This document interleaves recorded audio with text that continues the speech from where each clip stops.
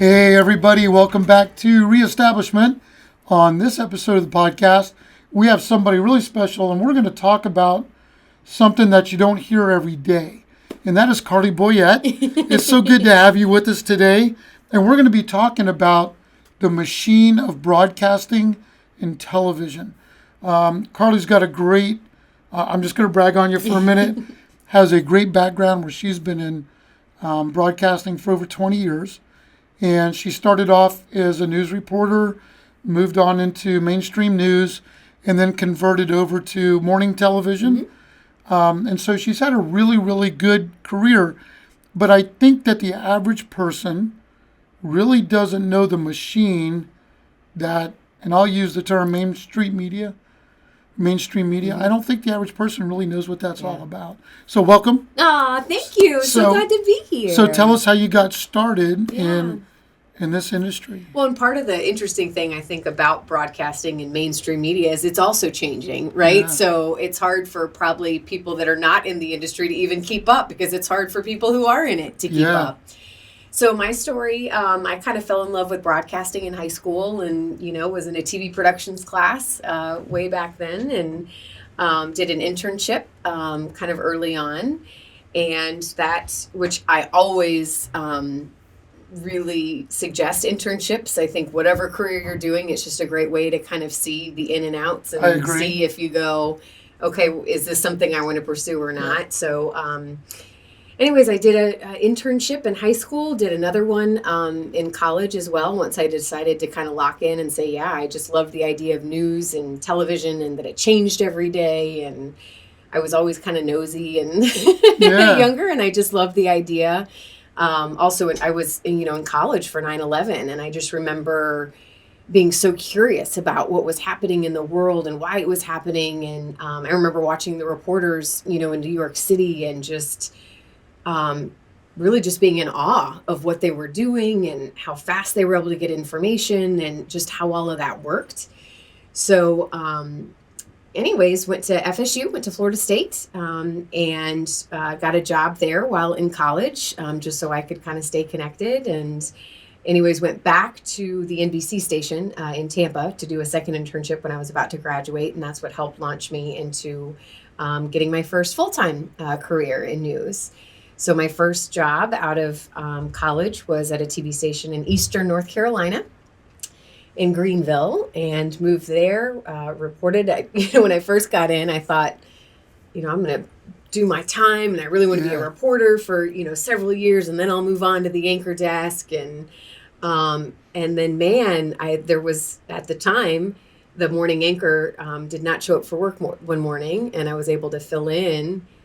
And then she was let go not too long after that. And then I just had to fill in, and I loved it. Yeah. I absolutely loved it. So I ended up getting the job offer kind of shortly after that. So I real quickly went from reporting. I just maybe did a few years and then went to the anchor desk. Well, it's funny. We'll get into this later. But you've kind of gone back to reporting and what you're doing now. And people that I talk to, and I will say that I think journalism has lost something in the United States where our journalists today have been so conditioned to be one-sided or the other politically. And fair reporting and really good journalists, I just think is a lost art. Yeah. When you see it that way? Well, journalism has just changed so much. And I feel like I'm sandwiched in between these two generations because the people that I learned from, when I was younger, it's just crazy to me that, they didn't have internet to where you could just Google a story real quick. And that's the thing with reporting is you have to know your facts on so many different subjects. And so, you have to learn fast on so many different topics. And I can't imagine doing that without the internet. Right. And that's who I learned from was people that... Well, and let's talk about that because now... Today, everybody can be a reporter. Yes. And you didn't have that luxury, when I was first getting into it. Now, eventually, that's why I say, and now I'm not even as quick as my younger counterparts now that are really fast. Did you ever get tired or felt like, because I know, especially when you're doing an anchor, every day you come to work, you have to be like the first day on the job. This is my favorite job. this is the most fun I've ever had? You ever come in and go a day where you go, I just really don't want to be here today? No, reporting was tough in a small market because I thought about maybe as an anchor, you're like, today I really don't want to. For the most part, I'm a morning person. Oh, okay. Like when I sat in that morning desk, that news desk, like I felt at home. Like I'm a morning person. I like greeting people in the morning. Yeah. I would rather wake up at 4:00 in the morning and then go to bed at like 7:30. Well, you pretty much do, because your husband's a farmer, so it's kind of cool. Yeah. And you worked your way up to, and you mentioned the Tampa market. Yeah. It's like the number 10 market in the United States. Well, when I first got in, I wanted to be the next Katie Couric. Again, I kind of grew up with that was back, in the 90s.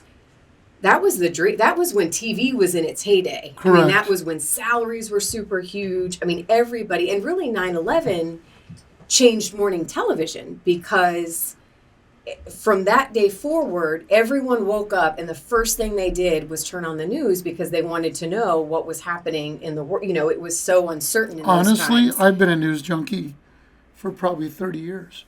But part of it was that time frame. It went to a whole new level. And I do, and part of it was because of my work in law enforcement and the military. Yeah. So if I wasn't the news, in a case I was handling, I had to be tied into current events. Yeah. And it used to be evening news and it's still, there still is, that's very popular, but it went from, I think, evening news being the bread and butter of what a news station offered, to then all of a sudden morning television got just as much. Totally agree. How do you think the national word from the top of the groups push down to the local station? So if somebody is in an area and they watch your local TV news, how much of that is being pushed down from the top and how much of that is really local?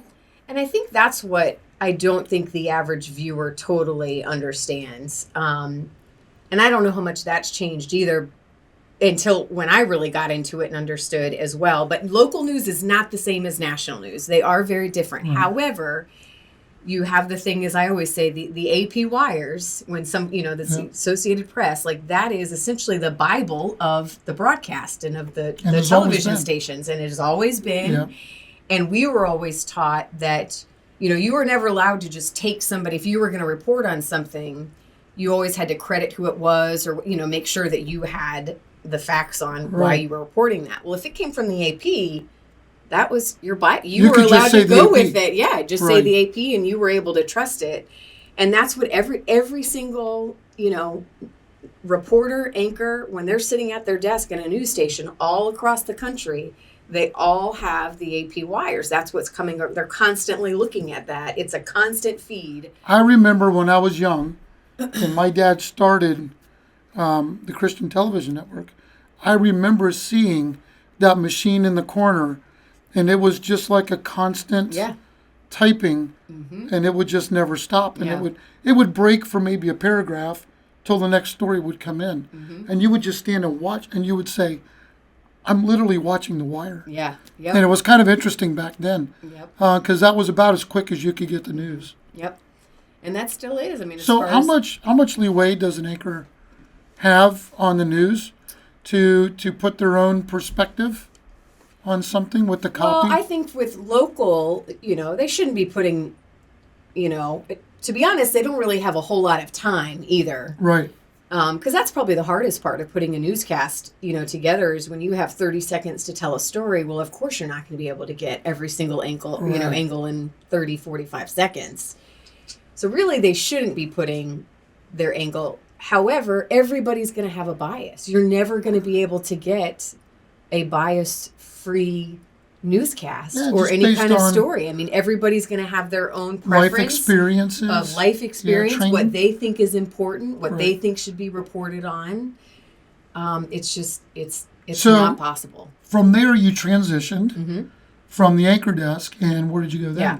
So again, when I got in, I wanted to be the next Katie Couric. I thought New York, that was the dream, was getting to New York City. And then when we moved to North Carolina, I got married there, and then thought, okay, I'm ready to start a family. And then all of a sudden it was like, I don't know if New York City is the place where I want to start a family. Right, So that kind right. of started to hit me. So then the goal became, well, Tampa is, at the time it was a top 13 market. I think they go anywhere between, and I don't know if we want to explain that because, So the demographics. DMA. Yeah, the DMA, that's Right. when you start out in TV or broadcasting, the country is built, is divided up as far as broadcasting in market sizes. And generally, the bigger the market size, the more you're going to get paid for what you do. Right. You're going to have more stories. You're going to have more resources. More exposure. Yep, exactly. More off-duty More money. viewers. Yeah. Yep. Mm-hmm. Yep. So, anyways, I thought, well, and I remember my mentor at the time, who I still love and appreciate. She said, listen, you can be a big fish in a little pond, or you can be, a little fish in a big pond. And I thought, you know what? No, like we have a bunch of family in Tampa. Like I am absolutely happy, to move there. And Tampa's a great area. I love the city and everything, the surrounding areas offer. So then the goal became, okay, let's get back to Tampa. But of course, that's a big jump because I think I want to say there's, how many market sizes are there? Well over 200. Yeah, there is. And I think Greenville at the time, where I was just over 100. Oh, wow. So making a move from, 100 to a top 10, I mean, people could do it, but it's not the easiest thing. So I did end up going to Fort Myers, Cape Coral. That was my next market jump, which, and I want to say at the time, maybe 60s. Yeah. So that was a good next jump. And then a lot of people, because it is so close, Cape Coral, Fort Myers area, they can then make the transition to Tampa. Right. Which is what you did. Yeah. And the deal with Tampa and the Tampa market is not a lot of people leave this market. No. So it's kind of funny because I think back on a couple of our local stations that I can remember all the main anchors from that station throughout my life. Yeah. So no, they're 30 to 40 years is a norm for this market. Yep. So moved to, and that was, so when I left Greenville, because I wanted to be in Florida so bad, we realized my husband and I decided together that's really kind of where we wanted to go. That is when I made the jump from morning news to then morning lifestyle TV. And all that meant lifestyle television. If you hear that, if you're a lifestyle TV host, it's paid programming. Right. So my job basically is advertising at that point. It's to, you have any, businesses or restaurants or whatever the case may be that pay to come on. They want to be featured. And then we also have other stuff that we can just promote, whether it's comedians or actors or anything and everything. Our job was to make it entertaining and watchable. And then that way also for the paid segments, that was also our job, is to make that watchable and entertaining and have viewer benefit. And you enjoyed that. I loved it. Because you and I have talked about that before, that you felt less pressure there than you did the anchor desk because of the timing and everything. Yeah. To get in and get out. You could actually have a conversation like this or feature people that were new and maybe give them a start. And I think, with lifestyle programming, you interview people that haven't been on TV before. Right. So it was always, it was a joy for me to help get them comfortable and relaxed and to be of service in that way. And it worked. These TV shows and paid advertising works for people. And I would say, knowing her that I have now for a couple of years, that she was still on her way up. They were happy in the Tampa area, but in your career-wise, there were still places you could go and things you could do.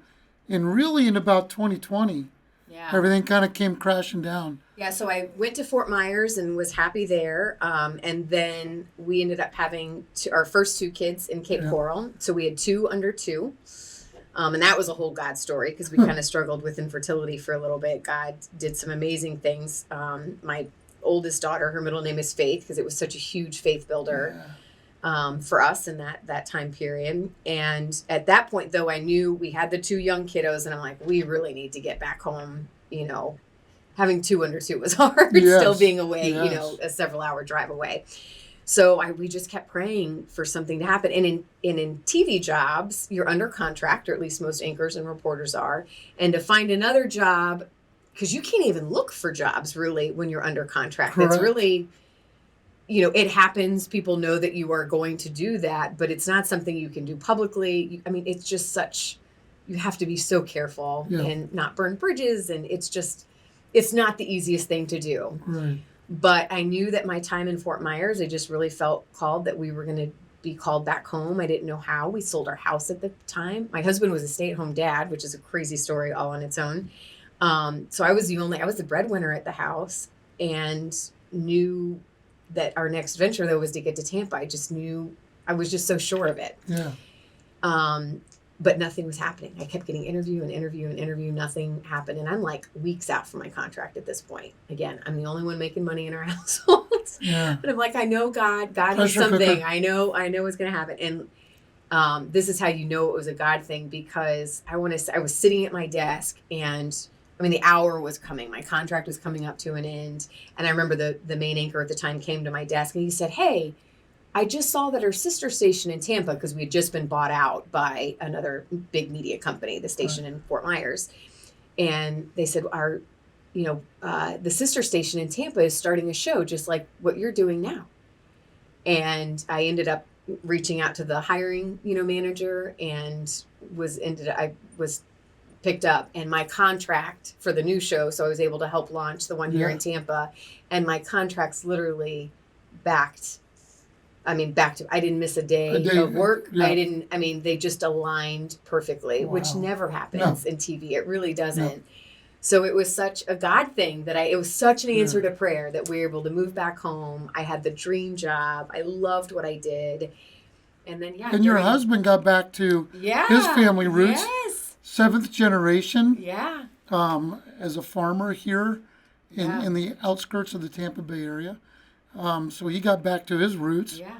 And that's what I've learned about God. Like in every season of waiting, whether it's and this is what, when he was a stay-at-home dad, and when I say he'd never changed a diaper. Like he went from, again, not doing that at all to being a stay-at-home dad for 2 under 2. But what God was doing was also preparing him while we were in Fort Myers. We were seeing all these farms and these vertigo farms and the hydroponic farms growing. And everything was just kind of cooking in his head. Yeah. Like, wait a minute, I could do something like that. And God was just preparing him for his next season. To go back on the family farm. Yeah. So we moved back home to Tampa. It's this big answer to prayer for my job.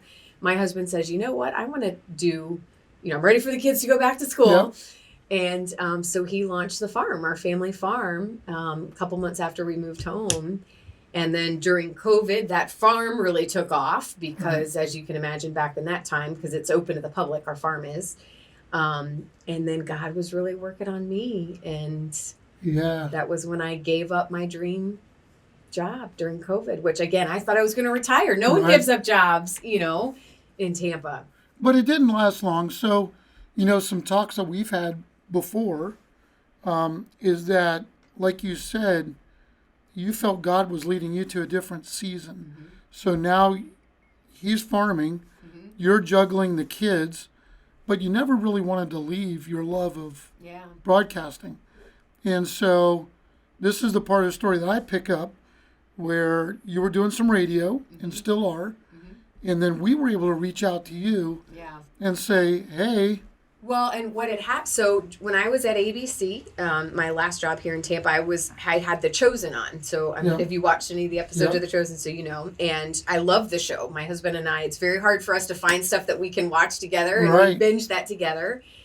And I thought, man, I want to let more people know about this show. So I did it. When I was, at ABC, we would promote the show.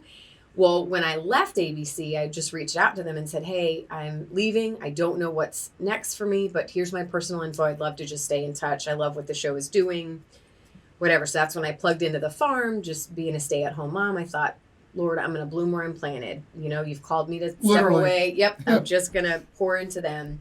So 6 months went by, and I get a call from The Chosen. And again, I thought I had given up my broadcasting career. I thought I was, really there was no opportunity waiting for me. And 6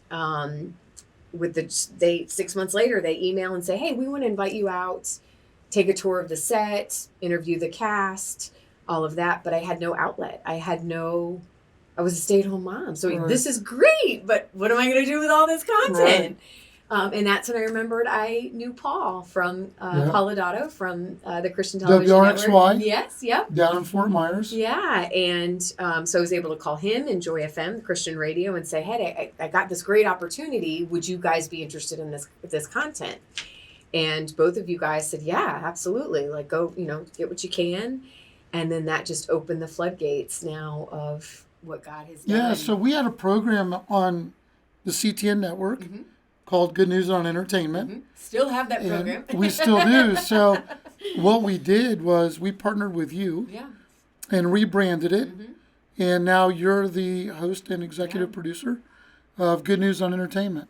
And so, Paul had done an amazing, job, but it was really she just couldn't devote. Here's the beauty of what I see, what God is doing, in these times of waiting. Like, there's so much coming out. Like, you need somebody that has to be kind of hyper focused on this, because there's so much good stuff coming out right now. Yeah, and this is a new day for this type of faith-based content. So tell everybody what Good News on Entertainment is about. This is a good platform. Cross-pollinate for CTN. So tell us about it. Well, and that's where, I see God working. And I knew at that time when I saw The Chosen, I'm like, this is what, and I don't want to knock on what Christian films and things have done in the past, because we need, I get that. They're working with lower budgets. They're, they're doing the best they can. But I finally feel like we have upped the game. And my thought is that Christian television programming, movies, it all needs to be on the same level as anything else that's out there. We all need to put our best foot forward and represent Christ the best way possible.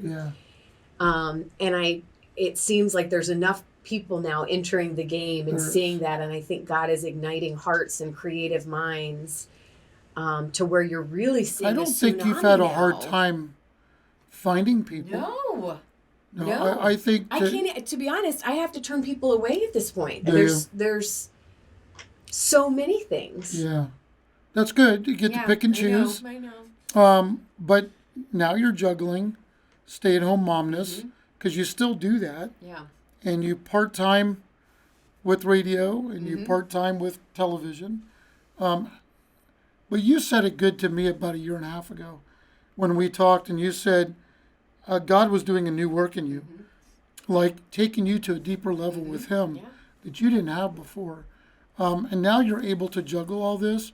Are you in a happy place? I am. Good. When I first started, I was a little nervous. I felt a lot of being on a faith-based, platform like this. I was very nervous in the beginning because I felt inadequate, right? Like, who am I, But I've learned, as I've spiritually grown as well, that there is grace to cover that. And I think as long as all anybody can ever do is making sure they're staying prayed up. It's a daily thing that we need to asking for discernment. Oh, yes. I try to watch, I really do try. Before I came in here, I watched the latest Reagan movie. I try to make sure that if anything I'm promoting, I want to watch it. I want to read as much as I can, but it's all the time. You can't be everywhere. Right. And do everything. But you wouldn't want to go back to what you did before. Oh my gosh. Because you have grown God has put you in a different level. And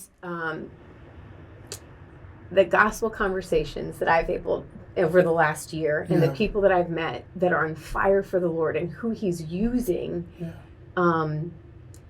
if for nothing else, for what it's done for me and what it's done to our family, I'm just forever grateful, because it's just I just feel so blessed every day. And again, it comes across. I would challenge everybody that's watching us today, go to ctnonline.com, ctnonline.com, or your favorite way to get to the Christian Television Network. Take a look at Good News on Entertainment. Take a look at that program. Connect with you through that program, and be encouraged in what I believe God is doing in the entertainment industry. And people say, well, maybe because it's faith-based, it shouldn't be entertainment. That's not true. God wants us to be happy. We need outlets for us to relax and have entertainment that is positive, that is encouraging. And so I like what you're doing with the program. We're so happy to have you at CTN.